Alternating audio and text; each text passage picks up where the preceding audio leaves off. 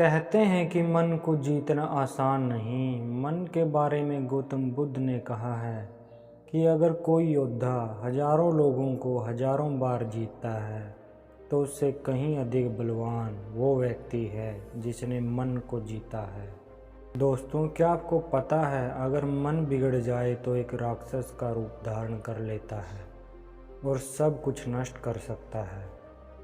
आज हम जिस भी स्थिति में हैं वो हमारे मन के कारण है। हम दुखी, पीड़ित, नाकामयाब हैं या हम खुश, हेल्थी या कामयाब, ये हम खुद चुनते हैं। इसका जिम्मेवार और कोई नहीं बल्कि हम खुद हैं। चलो एक कहानी के माध्यम से समझते हैं। एक बार की बात है, एक राक्षस देवलोक पाने की चाह में भगवान शिव की तपस्या करने लगा। जब यह बात देवताओं को पता चली तो वो घबरा गए कि अगर भगवान शिव इसकी तपस्या से खुश हो गए तो कहीं इनको देवलोक ना दे दें। सभी देवता इकट्ठे होकर नारद जी के पास गए और सारी कहानी बताई। नारद जी ने उनको भरोसा दिलाया कि वो सब ठीक कर देंगे। नारद जी ने एक तरकीब सोची। वो राक्षस के पास गए और बोले, हे वत्स, तुम्हारी तपस्या की सूचना भगवान तक पहुंच गई है। भगवान भोलेनाथ तुम्हें शीघ्र ही दर्शन देंगे, पर एक बात का ध्यान रखना, ध्यान करते समय बंदर का ध्यान मत करना। कहकर वहां से चले गए। इस पर राक्षस ने कहा, भला मैं बंदर का ध्यान क्यों करूँगा। जब वो राक्षस ध्यान करने बैठा तो उसे बहुत परेशानी हुई।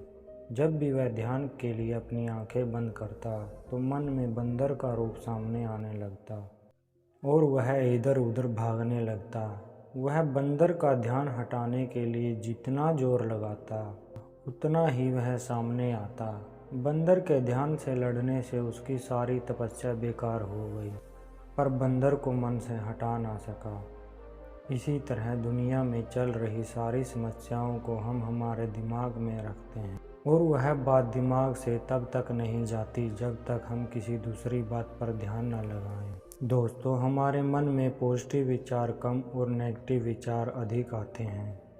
हमारा मन एक नेगेटिव विचार से बहुत सारे नेगेटिव विचार बना लेता है और हम जितना उनको आने से रोकते हैं वो उतना अधिक आते हैं। इसका बस एक ही समाधान है, खुद को अपने मन से अलग रखो। हमारा मन सदा भटकता है, इसकी हरकतों पर नज़र रखो। जब आप मन में आने वाले विचारों पर ध्यान लगाने का अभ्यास करोगे तो आप देख सकोगे कि कौन से विचार अच्छे हैं और कौन से बुरे, और उन नकारात्मक विचारों को मन में जगह मत दो। जिस तरह आपके हाथ पर गंदगी लगने से आप उसे तुरंत धो लेते हैं, मन में आने वाले नेगेटिव विचारों को भी पॉजिटिव विचारों से रिप्लेस करो।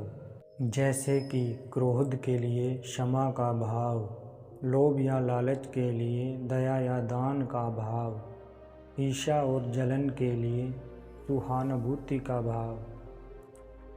इस तरह गंदे विचारों को अच्छे विचारों से बदलें और अपने दिमाग में फिट करें। जैसे जैसे आप अभ्यास करेंगे वैसे आप इसमें महारत हासिल करेंगे और एक खुशहाल इंसान बन जाएंगे, क्योंकि बाहरी जगत में ऐसा कुछ नहीं हो रहा जो आपको परेशान करे। जो हो रहा है आपके मन के अंदर हो रहा है। दोस्तों, आने वाली वीडियो में बहुत गहराई से समझाया जाएगा कैसे आप अपने ऊपर काम करके जीवन में उन्नति कर सकते हो। कहानी अच्छी लगी तो लाइक करें और इस चैनल को भी सब्सक्राइब करें। धन्यवाद दोस्तों।